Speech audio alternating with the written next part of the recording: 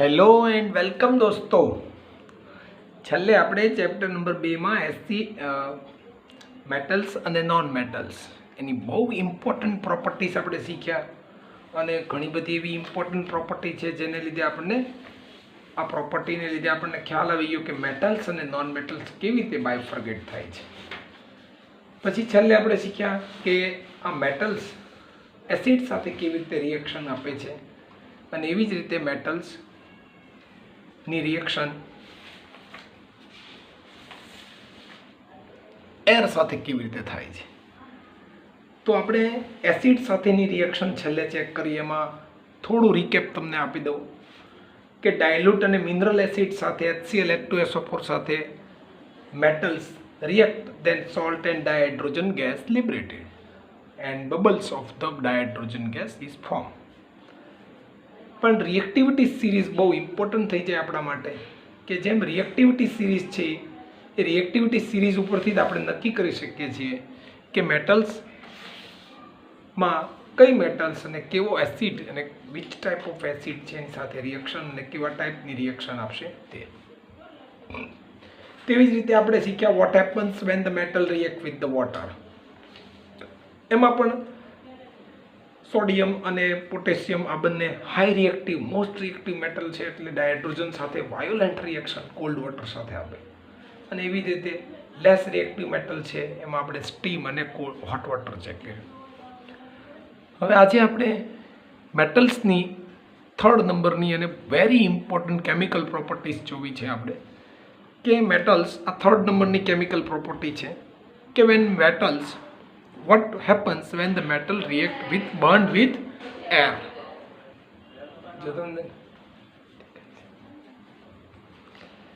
See at there what happens when metals are burnt in air. પાછી reactivity series very most IMP ને બહુ મજાનું formula છે. આપણને વારા ઘડીએ બોલવાનું મન થાય. કેદારનાથ કા માલી આલू जरा फीका पकाता है हाईकोर्ट है आपका.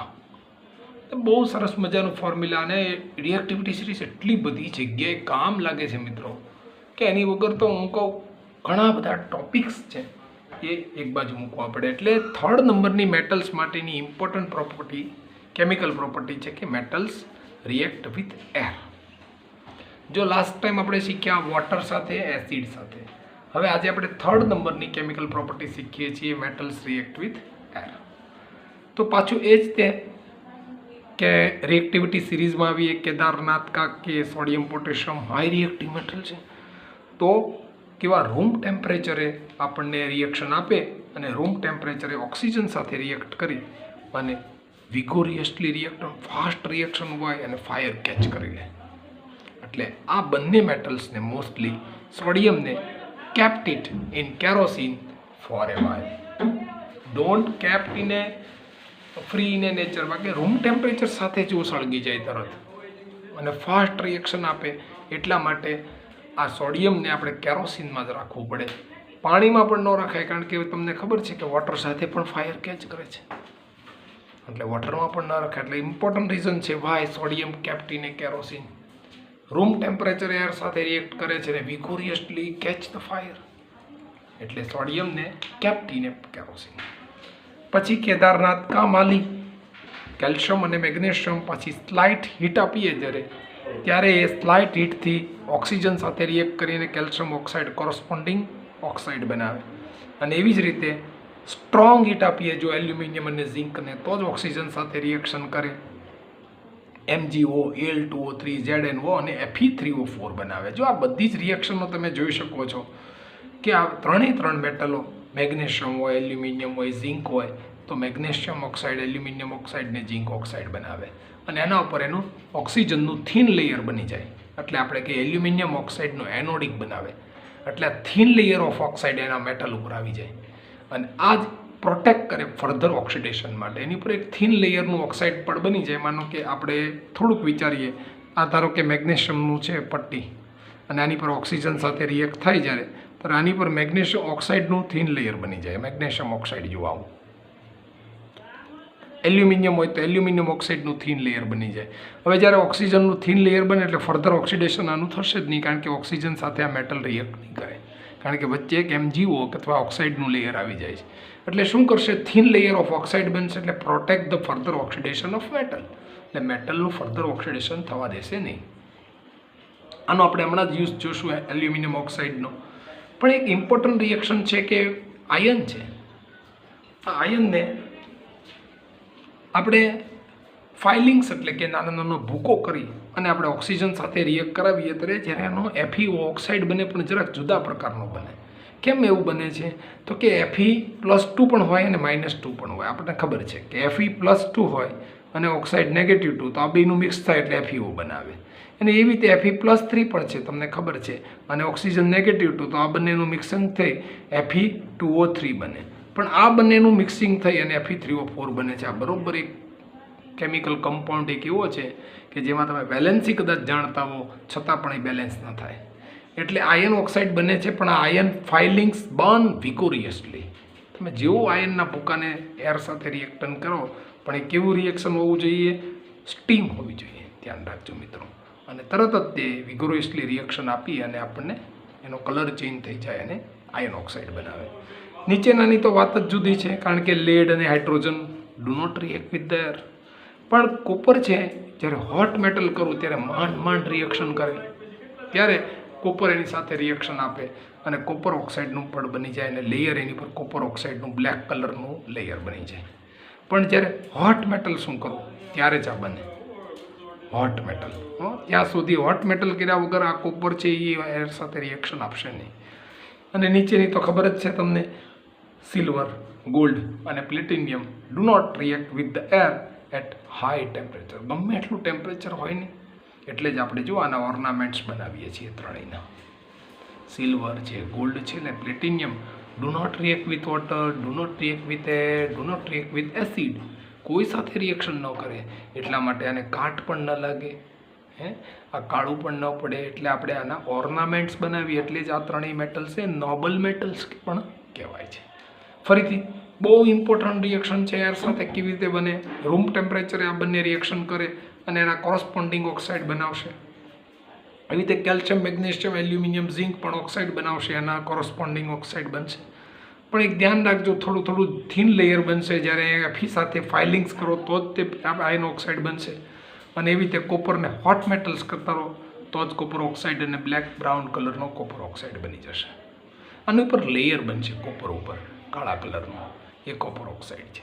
અને નીચેની કોઈ મેટલ એર સાથે કોઈ પ્રકારની રિએક્શનો આપશે નહીં. આપણે એવું કહી શકીએ, almost all metals combine with oxygen and to form a metallic oxide. Metal plus oxygen, metallic oxide is formed, and copper plus oxygen, copper oxide is formed. Black કલરનું કોપર ઓક્સાઇડનું લેયર બની જશે. એવી રીતે એલ્યુમિનિયમ સાથે reaction કરીને aluminium ઓક્સાઇડનું layer બનશે. આને આપણે યુઝ બહુ કરશું. એલ્યુમિનિયમ ઉપર નાનું નાનું એલ્યુમિનિયમ ઓક્સાઇડ બનશે, એટલે ફર્ધર ઓક્સિડેશન એલ્યુમિનિયમનું થશે નહીં. યાદ રાખજો મિત્રો. બીજું બેલેન્સિંગમાં ધ્યાન રાખજો, જાતે બેલેન્સ કરવાની ટેવ પાડજો.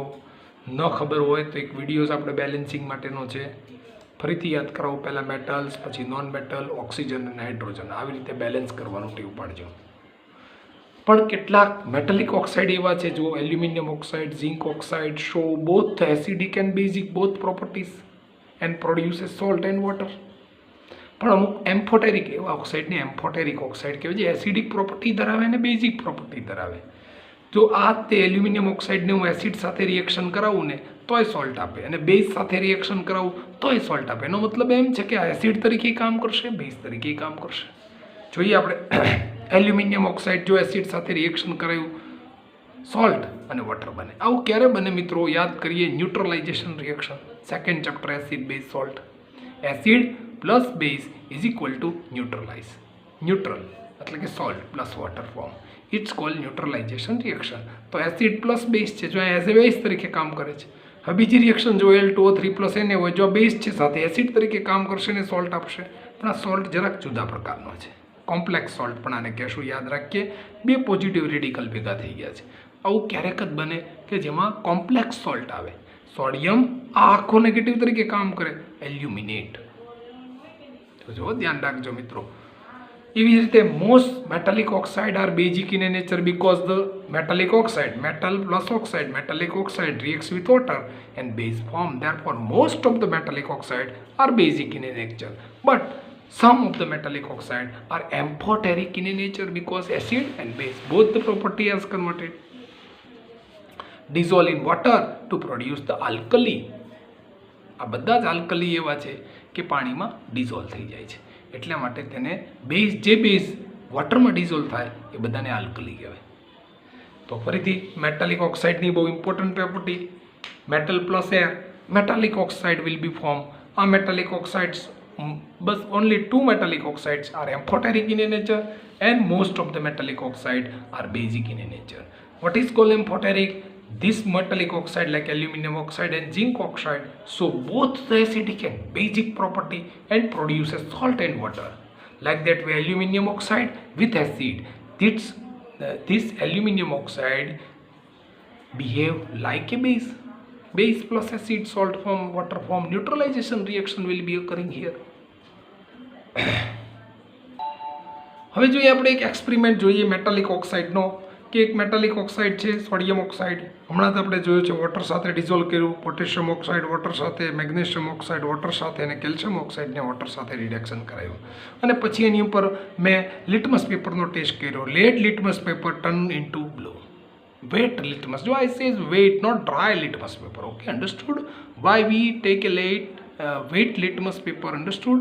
Because acidic and basic property only in a form in a aqueous solution only. જ્યારે વોટર હોય aqueous સોલ્યુશનમાં ત્યાં એસિડિક અને બેઝિક પ્રોપર્ટી આપણને દેખાશે, બરાબર? એટલે અહીંયા મેટાલિક ઓક્સાઇડ જેવો આની અંદર રેડ લિટમસ પેપર નાખો એટલે બ્લુ બને, એટલે સમજી જવાય કે આ બધી જ પ્રોપર્ટી બેઝિકની છે. એટલે most of metallic oxide are basic in a nature. પાછું હજી એક વન્સ અગેન રિવિઝન કરું છું. એમ્ફોટેરિક ઓક્સાઇડ કોને કહેવાય? Al2O3, it is a base NaOH, but this behave like acid. Acid plus base, salt is formed and water is formed. That is called neutralization reaction. Very super IMP for the exam. Very most IMP. Neutralization reaction. Al2O3 plus HCl like a base, that is called acid. Salt and water is formed. Therefore, it is called amphoteric oxide.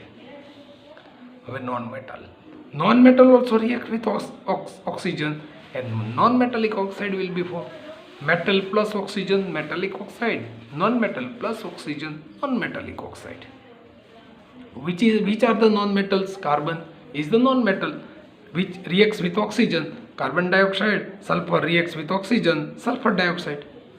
Most of the blue red color convert into, જો તમે આની અંદર નાખો SO2 ને, SO2 છે એને આપણે litmus paper ઉપર મોસ્ટ બ્લુ લિટમસ પેપર એટલે પાસ ઓન કરો એટલે રેડ બની જાય. એટલે સમજવાનું કે જે સલ્ફર ડાયોક્સાઇડ છે એ શું છે મિત્રો? Sulphur dioxide is acidic in nature. એટલે શું કહીશું? Generally non metallic oxide are acidic in nature. કેવી રીતે જોઈએ? Carbon dioxide plus water H2CO3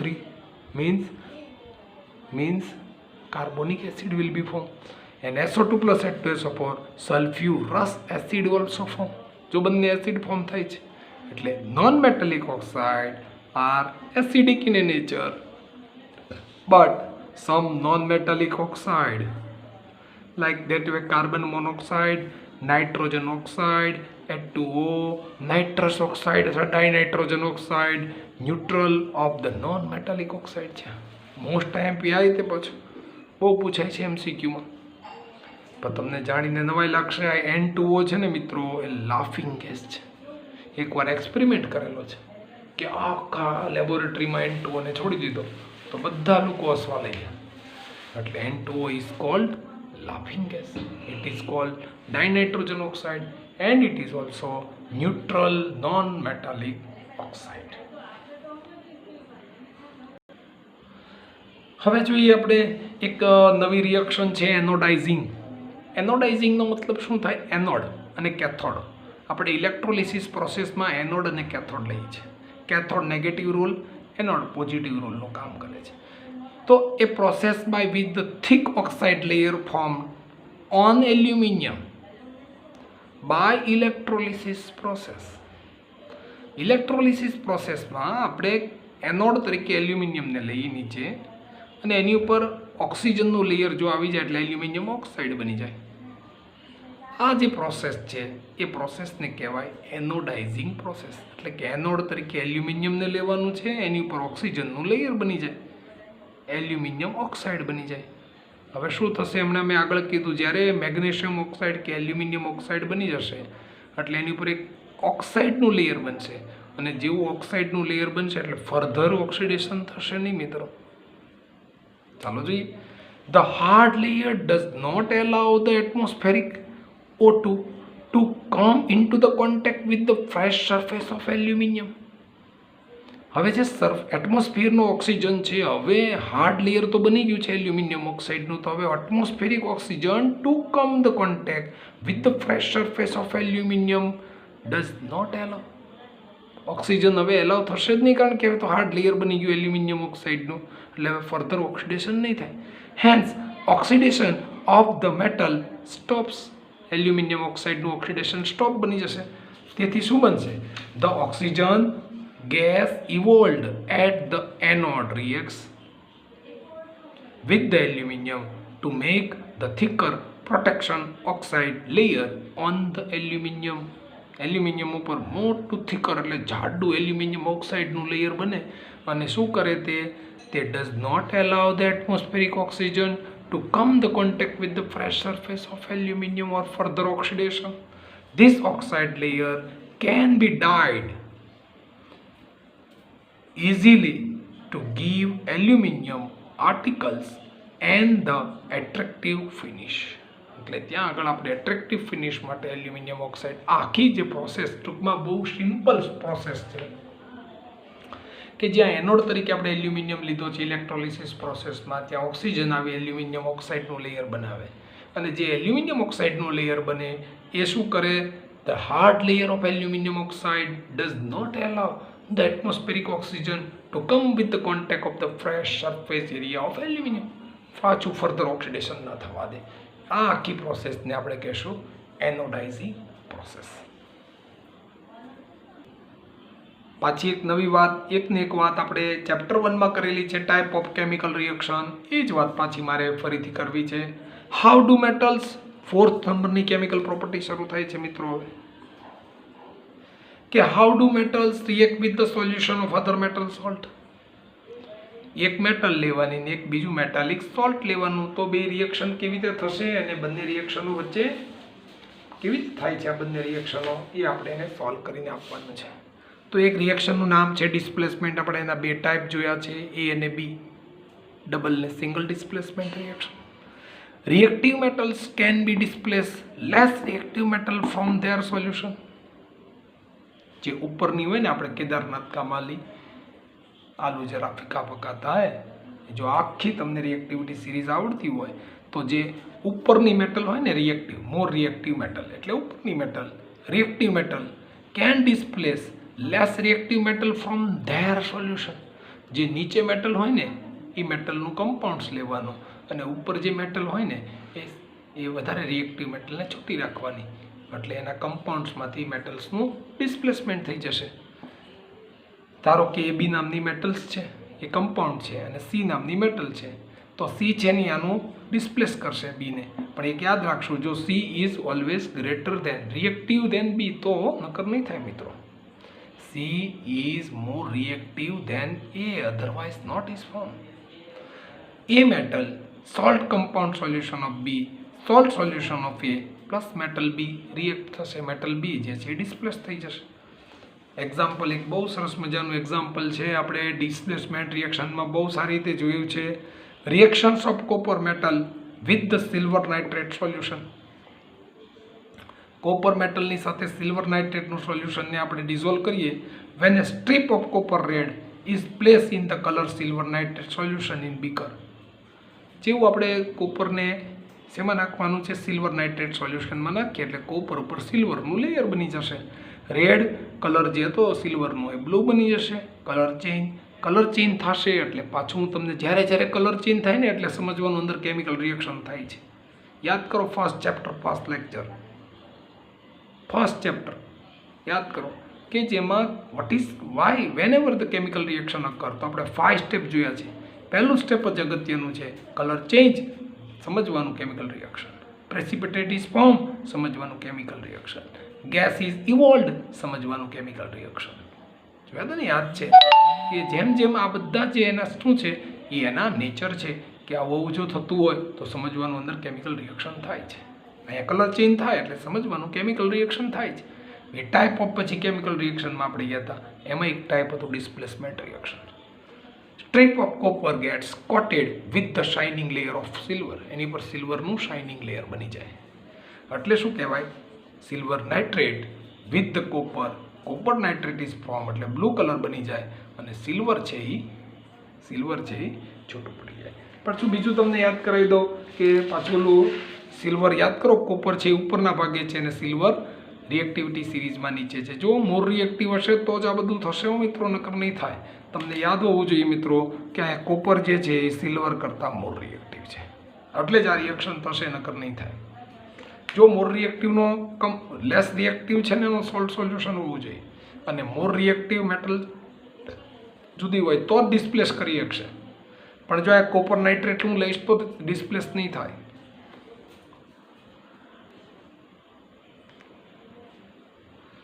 The reactivity series after the performing the displacement reaction experiment, the activity series has been developed. હવે આટલી બધી chemical reaction, 4 ટાઈપની મેટલની chemical રિએક્શનો જોઈ. પહેલું આપણે વોટર સાથે કરાવ્યું, એસિડ સાથે કરાવ્યું, એર સાથે કરાવ્યું અને એના કમ્પાઉન્ડ સોલ્ટ સાથે કરાવ્યું. ત્યારે આપણને રિએક્ટિવિટી સિરીઝ ખબર પડી કે this metal is more reactive rather than this metal. તમને એક પ્રશ્ન થવો જોઈએ કે સર એર સાથે જે ફાસ્ટ રિએક્ટ કરે, એર સાથે એને આપણે મોર રિએક્ટિવ કહી દઈએ તો ન ચાલે? ના, ન ચાલે. એટલા માટે હું એક નવો ક્વેશ્ચન એરાઇઝ કરું છું, which is the standard chemical reaction for the conforming the reactivity series or the activity series. કઈ એવી સ્ટાન્ડર્ડ રિએક્શન છે જેને કારણે આપણે આ મેટલ કરતાં આ મેટલ અથવા ઓલ મેટલ્સને આપણે રિએક્ટિવિટી સિરીઝના ઇન્ક્રીઝિંગ ઓર ડિક્રીઝિંગ ઓર્ડરમાં આપણે મૂકી શકીએ? તો એમાં એર સાથે રિએક્શન કરાવું ને બધી મેટલની તો ન ચાલે, કારણ કે અમુક મેટલો એર સાથે રિએક્ટ નથી કરતી. બીજું, હું જ્યારે એસિડ સાથે કરાવવા જાઉં તો અમુક મેટલ એસિડ સાથે રિએક્ટ નથી કરતી અને અમુક મેટલો વોટર સાથે રિએક્ટ નથી કરતી. એટલા માટે સ્ટાન્ડર્ડ જો કોઈ કેમિકલ રિએક્શન હોય ટુ કન્ફર્મ અથવા two decide the reactivity series of the metal, એના માટેની એક જ સ્ટાન્ડર્ડ રિએક્શન છે ડિસ્પ્લેસમેન્ટ રિએક્શન. એમસીક્યુમાં યાદ રાખજો મિત્રો. તો ડિસ્પ્લેસમેન્ટ રિએક્શન ઉપરથી ખબર પડી કે કેદારનાથ કા માલી આલू જરા ફીકા પકાતા હૈ, હાઈ કોટ હૈ આપકા. આ આખી રિએક્ટિવિટી સિરીઝ આપણને મળી ગઈ અને બહુ પૂછાય છે મિત્રો, ઘણી બધી વાર પૂછાય છે. ફરીથી કહું છું, રિએક્ટિવિટી સિરીઝમાં ડિસ્પ્લેસમેન્ટ ક્યારે થશે મિત્રો? જ્યારે આ જે સોલ્ટ સોલ્યુશન હશે લેસ રિએક્ટિવ મેટલનું હોવું જોઈએ, આ મોર રિએક્ટિવ મેટલ હશે તો આ કમ્પેરિઝન કરશો તો જ અહીંયા સોલ્ટ અને વોટર ફોર્મ થશે, પેલા મેટલ ફોર્મ થશે. તો આમાં તો થાય જ છે મિત્રો, તમને ખબર છે FeSO4 plus dihydrogen gas liberate થાય છે, કારણ કે મેટલ પ્લસ એસિડ ફોર્મ થઈને આ બધું બને છે. તમે મને અહીંયા કહેશો આમાં શું થશે? ચાલો, ઝિંક FeSO4. તો Fe અને ઝિંકને ચેક કરો છે, ક્યાં છે Fe?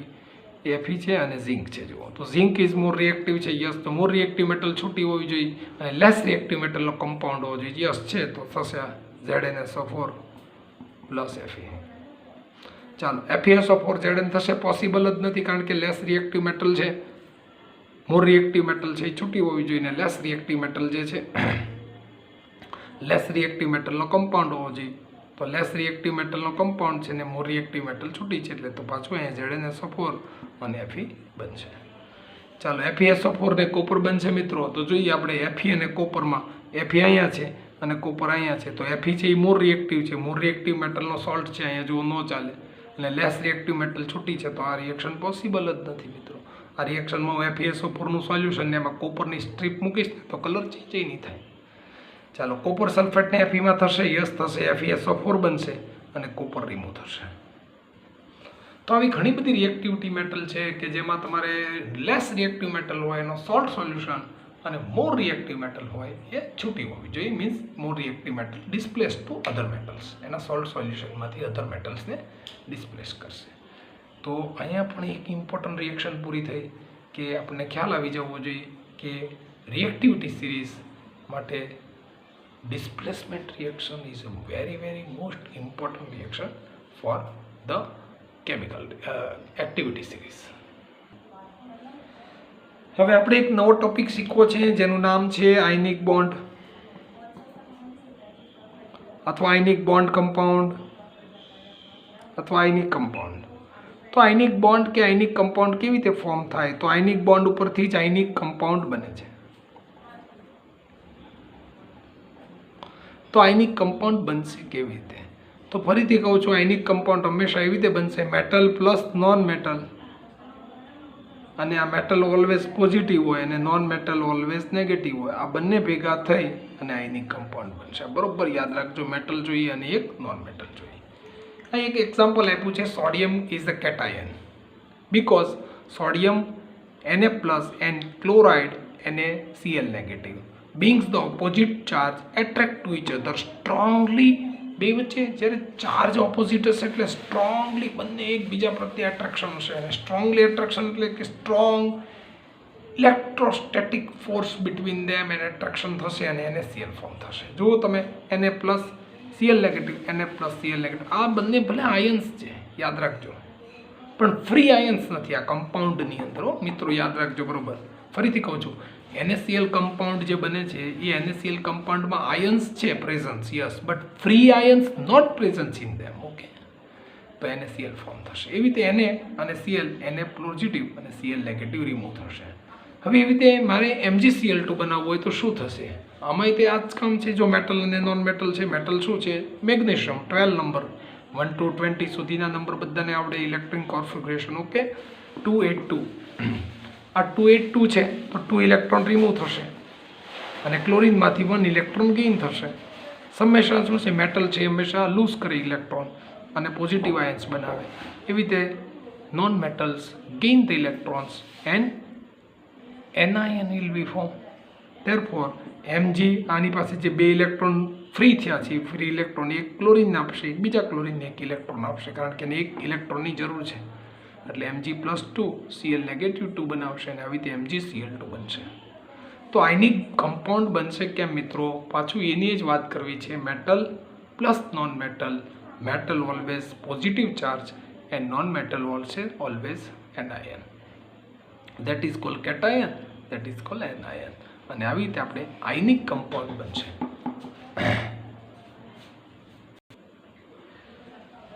ટાઈપ ઓફ એલિમેન્ટ, એમાંય નોબલ મેટલ કેટલાક ગેસ છે. હિલિયમ છે 2 બનાવે છે, સો નિયોન છે 288 ઓનલી, અને આ એના શેલ છે K, L, M અને N. જો K શેલમાં ઓલવેઝ 2 ઇલેક્ટ્રોન મેક્સિમમ હોય, L શેલમાં મેક્સિમમ 8 ઇલેક્ટ્રોન હોય અને N શેલમાં મેક્સિમમ 8 ઇલેક્ટ્રોન્સ હોય. નિયોન આર્ગોન 288, આર્ગોન છે 18 નંબર છે, તમને ખબર છે. આ બધી કેમિકલ પ્રોપર્ટી થોડા વિશે તમે જાણો છો. Sodium 281 11 number, 282 12 number, 283 13 number, 288 19 number. એવી જ રીતે નોન મેટલ્સ કેટલી છે? 25. જો આને આઉટર મોસ્ટમાં 3 ઇલેક્ટ્રોન ઘટે એટલે ગેઇન કરશે, 26 2 ઘટે એટલે ગેઇન કરશે, ફ્લોરિન 27 1 ઘટે ગેઇન કરશે, અને 5 સલ્ફર છે 286 2 ઘટે છે એટલે 2 ગેઇન કરશે. એટલે નોન મેટલની પ્રોપર્ટી છે ગેઇન કરવાની ઇલેક્ટ્રોન, અને મેટલ્સની એક પ્રોપર્ટી છે લૂઝ કરી ઇલેક્ટ્રોન આઉટર, કારણ કે એની આઉટર મોસ્ટમાં ફૂલફિલ નથી. જુઓ તમે આઉટર મોસ્ટ જો 1 2 3 છે, અહીંયા 1 છે, એટલે એ હંમેશા લૂઝની પ્રોપર્ટી ધરાવે અને પ્લસ આયન બનાવે, જેને આપણે કેટાયન કહીએ. હવે આયનિક કમ્પાઉન્ડને, આ જ કમ્પાઉન્ડને આપણે શું કામ એવું નામ આપ્યું છે? ઇલેક્ટ્રોવેલેન્ટ કમ્પાઉન્ડ્સ. કારણ કે જ્યારે સોડિયમ છે 281 છે એટલે લૂઝ કરે 1 ઇલેક્ટ્રોન અને કેટાયન એને પોઝિટિવ બનાવે, એટલે 281 સોડિયમ પોઝિટિવ. એવી રીતે ક્લોરાઇડ એટમ્સ છે 17 નંબર, 287 ગેઇન કરે 1 ઇલેક્ટ્રોન અને ક્લોરાઇડ આયન બનાવે. એકવાર બોર્ડે ક્લોરાઇડ માટેની ઇલેક્ટ્રિક કોન્ફિગરેશન પૂછ્યું તો ઘણા ક્લોરિનનું લખે 287, પણ આ ક્લોરિન કહેવાય, આને ક્લોરાઇડ કહેવાય. જો આવા નાના નાના ડિફરન્સ છે, બરોબર ચેકઆઉટ કરજો મિત્રો. ક્લોરાઇડ પોતે આયન છે, જ્યારે ક્લોરિન એટોમ છે. આ નોન મેટલ છે એટલે એક ઇલેક્ટ્રોન ગેઇન કરે, જરૂર પડે એટલા જ ઇલેક્ટ્રોન ગેઇન કરે. કે ઓલ એલિમેન્ટની ટેન્ડન્સી છે કે always outer most orbit fulfil હોવી જોઈએ. જો 1 ઇલેક્ટ્રોન ગેઇન કરે એટલે આઉટર મોસ્ટ ઓર્બિટ એની ફૂલફિલ બની જાય. અને અહીંયા જુઓ તમે, સોડિયમ 1 ઇલેક્ટ્રોન લૂઝ કરે એટલે એને આઉટર મોસ્ટ આ બની જાય કેટાયન સોડિયમ, ની આઉટર મોસ્ટ ઓર્બિટ ફૂલફિલ થઈ જાય. હવે જોઈએ આપણે પ્રોપર્ટીઝ ઓફ આયનિક કમ્પાઉન્ડ. એની બહુ ઇમ્પોર્ટન્ટ પ્રોપર્ટી છે અને બહુ મજાની પ્રોપર્ટીઓ છે એની પાસે. કે આયનિક કમ્પાઉન્ડ એમાં પોતે આયનિક એક તરીકે NaCl લેવાનું છે અને એક એક્ટિવિટી કરેલી છે કે NaCl, Ki, BaCl2 આ આયનિક કમ્પાઉન્ડ છે. જુઓ તમે, એક મેટલ ને એક નોન મેટલ હોય એટલે એ બધા આયનિક કમ્પાઉન્ડ બને.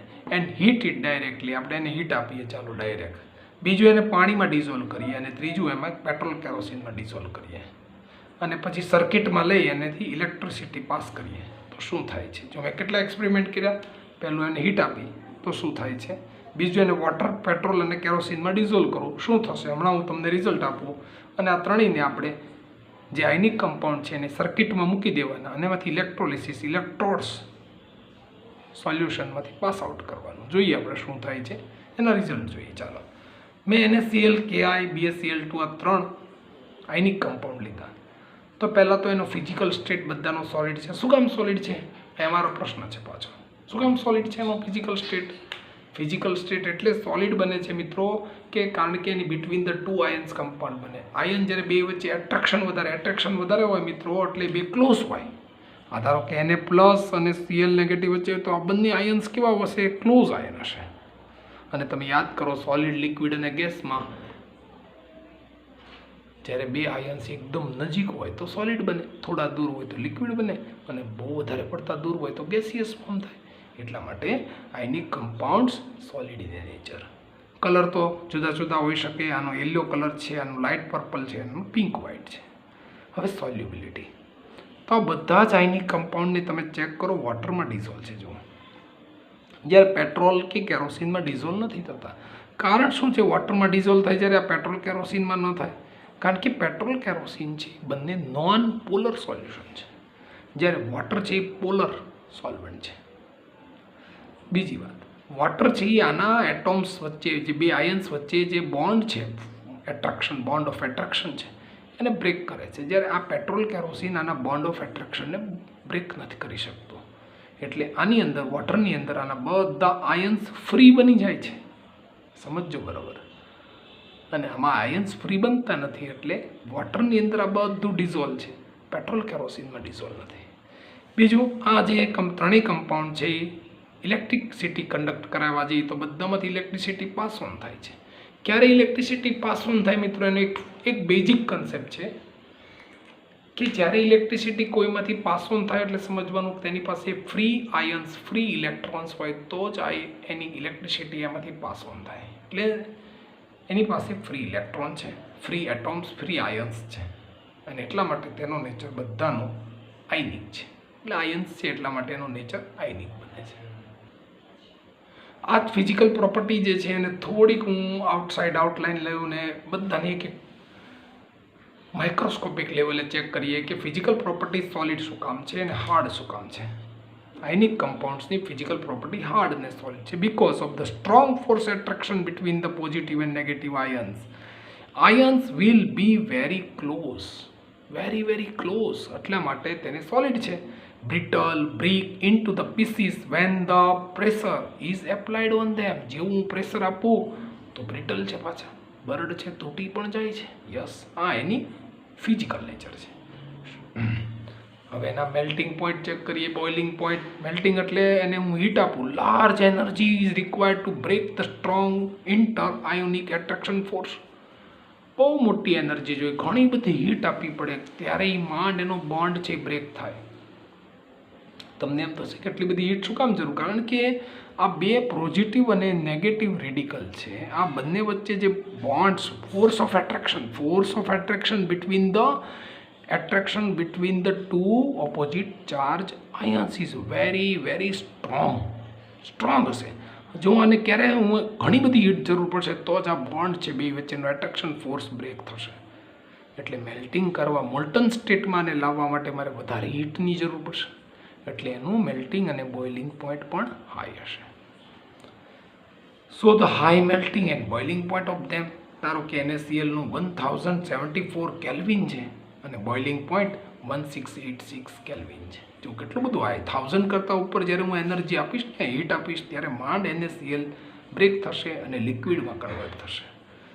લિથિયમ ક્લોરાઇડ 887, કેલ્શિયમ ક્લોરાઇડ 1045 અને કેલ્શિયમ ઓક્સાઇડ 2850. કેટલું બધું ઊંચું છે. જુઓ, કેલ્શિયમ ઓક્સાઇડ આપણા માટે લાઇમ છે, લાઇમ ચૂનો છે ને આપણા માટે. મેગ્નેશિયમ ક્લોરાઇડ 981 છે. તો હાઈએસ્ટ કોનું છે મિત્રો? લાઇમનું છે. જો આ લાઇમ છે.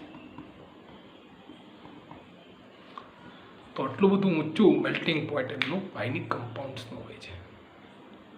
હવે આયનિક કમ્પાઉન્ડની ત્રીજી ઇમ્પોર્ટન્ટ કેમિકલ પ્રોપર્ટી સોલ્યુબિલિટી. તમને હમણાં જ મેં કીધું કે શું છે એનું સોલ્યુબિલિટીમાં વોટરમાં ડિઝોલ્વ છે. હમણાં જ આપણે ચેક કર્યું છે. ઇલેક્ટ્રોવેલેન્ટ એટલે ionic compound soluble in water because water is a polar bond, polar solvent and insoluble in non-polar organic solvent like kerosene, petrol, benzene વગેરે. હવે શું કામ વોટરમાં પાછું એ જ water weakens the force of the ions. Water is able to weaken the force between the ions. Ions વચ્ચેનો જે force છે એ વીક પાડી દે છે અને એટલે વીક કરી દે છે ને એટલા માટે જ વોટરની અંદર તે ડિઝોલ્વ છે. જ્યારે પેટ્રોલ, કેરોસીન આ બોન્ડ્સ એટલે કે ફોર્સ ઓફ એટ્રેક્શનને વીક નથી પાડી શકતો, એ વોટર વીક કરી દે છે. એટલે ત્યાં આગળથી આયન્સ રિલીઝ થઈ જશે, આયન્સ એના ફ્રી બની જશે જ્યારે હું વોટરમાં નાખીશ ત્યારે, એક્વાસ સોલ્યુશન બનાવીશ ત્યારે. હવે બહુ ઇમ્પોર્ટન્ટ ટોપિક છે ને મજાનો છે મિત્રો. આ બહુ સમજવા જેવી વાત છે. Conduction of electricity of ionic compound. હવે જ્યારે આયનિક કમ્પાઉન્ડ સોલિડ હોય તો do not conduct the electricity because, બરોબર યાદ રાખજો મિત્રો, ક્યારે ઇલેક્ટ્રિસિટી પાસ થાય, હીટ કન્ડક્ટ ક્યારે થાય, બરોબર યાદ રાખજો. Ions are presence in solid, NaCl ions are present, but not free ions to move the electricity. Not solid have not a free ions. Ions are present, yes, it is the attracted between the two ions. Ions છે એની પાસે પણ free ions નથી, છૂટા નથી પડેલા, બે ભેગા છે. જો આયન્સ પોઝિટિવ ને negative. Ions are present but not free ions are there. Movement of ions in the solid is not possible due to their the rigid structure. એનું એટલું બધું રિજિડ સ્ટ્રક્ચર છે એટલે ફ્રી આયન્સ એની પાસે છે જ નહીં. Ions are not free. જો ફ્રી હોત ને આયન્સ તો ઇલેક્ટ્રિસિટી પાસ ઓન કરત, પણ સોલિડમાં આવું પોસિબલ નથી. હવે શું થશે? મોલ્ટન સ્ટેટમાં આપણે લઈ જઈએ. ચાલો, NaCl જે હતું આપણી પાસે એને હું પીગાળી નાખું, આખું ઓગળી નાખું, ખૂબ હીટ આપું અને એને ઓગળી નાખું. અને કેટલી હીટ આપી હતી લાસ્ટ ટાઈમ તમને ખબર છે? NaCl માટે 1074 જેટલી હીટ આપું કેલ્વિન, એટલે એ મોલ્ટનમાં બની જાય. અને જેવું મોલ્ટનમાં બને ને એટલે એની પાસે ions are free to move. ઓલા એને પોઝિટિવ હતું ને અને Cl નેગેટિવ બે છૂટા પડી જાય. કન્ડક્ટ ધ ઇલેક્ટ્રિસિટી એટલે ઇલેક્ટ્રિસિટી પાસ ઓન થશે. એટલે ખબર પડી ગઈ, ધ ઇલેક્ટ્રિસિટી પાસ ઓન થાય છે Moulton state of the ionic compound. The electric force of the attraction between the oppositely charged ions are overcome and free ions are obtained. So free ions are obtained due to heat. So ions move freely and conduct the electricity. જો ions free થઈ જાય તો કાંઈ પ્રશ્ન નથી, તો electricity conduct થશે. અને ત્રીજું એક ઇમ્પોર્ટન્ટ છે, ક્યારે થશે પાછું? હજી જો એક્વાસ સોલ્યુશનમાં તમે મૂકી દેશો, NaCl ને વોટરમાં નાખી દો, અને હમણાં જ મેં કીધું ને, જો ઉપર જ વાત કરી, water weakens the force of ions. આયન્સનો ફોર્સ છે એ વીક કરી નાખે છે, એટલે આયન્સને પાછા ત્યાંય ફ્રી કરી દેશે. ક્યારે? એક્વાસ સોલ્યુશન હશે ત્યારે ions are free to move in the aqueous solution. Therefore, in aqueous solution also conduct the heat, molten solution also conduct the heat, but in a solid solution, in a solid ionic compounds do not pass the electricity. બરોબર સમજવા જેવી વાત છે ને, બહુ મજાની વાત છે. બેઝિક કન્સેપ્ટને જો પકડી લેશો મિત્રો તો એની ઓલ પ્રોપર્ટીઝ એવી મજા આવશે ને કે કોઈ પણ ફિલિંગ ધ બ્લેન્ક્સ પૂછાણી હોય ને મિત્રો તમે એની પાછળનું સાયન્ટિફિક રીઝન જાણતા હશો. બરાબર. તો હવે આપણે આખા ચેપ્ટરના બરાબર મિડલ પાર્ટમાં છીએ, મેટલ્સ અને નોન મેટલ્સના. નવા લેક્ચરમાં પાછા આપણે મેટલ્સને પ્યોરિફાય કરવી છે. અત્યારે આપણે ionic compound, metal, non metal વચ્ચેની રિએક્શનો ચેક કરી છે. હવે આપણે નવા લેક્ચરમાં મેટલ્સ માટે આખી મેટલ્સને પ્યોરિફાય કરવી છે. એમાંથી ઓર લેવું છે, મિનરલ્સ લેવું છે, મિનરલ્સમાંથી મેટલ્સને કેવી રીતે પ્યોરિફાય કરાય, જેને આપણે મેટરોલોજી કહેશું, એ આપણે આખી ચેક કરવાની છે. તો નવા લેક્ચરમાં આપણે પાછા મળીશું મિત્રો. ખૂબ સારું હોમવર્ક કરજો, સ્લાઇડનું બધું બરોબર કરજો મિત્રો, બહુ મજા આવશે. એક ફેર બુક બનાવશું, વાંચવાની એટલી બધી મજા આવશે કે ટેક્સ્ટ બુક આખી અંદર ઇન્ક્લુડિંગ થઈ જશે. ઓકે ડિયર ફ્રેન્ડ્સ, ચાલો આપણે નવા લેક્ચરમાં મળશું. બધી સ્લાઇડ તમારા હોમવર્કમાં છે. Okay, learn then write. Okay, bye bye friends.